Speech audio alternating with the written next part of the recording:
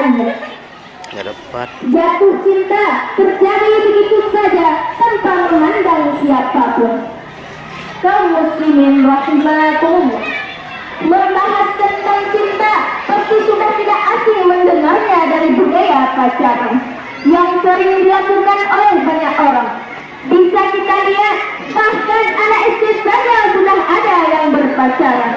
Ditambah dengan panggilan sayang, abi umi, ayah bunda. Jadi apa kalau putus? Janda duda.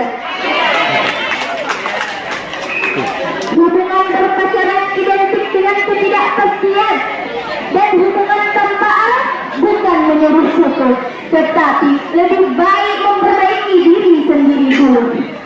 Buat yang baru putus, move on, lupakan mantan, dan berusaha menjadi versi yang lebih baik dari diri masing-masing. Teman-teman sekalian, selain ada manusia yang berpacaran, ada pula para jomblo yang menjadi bahan olok-olok. Padahal jomblo bukan berarti tidak mengaku, melainkan menahan diri agar tidak menambah dosa di akhirat.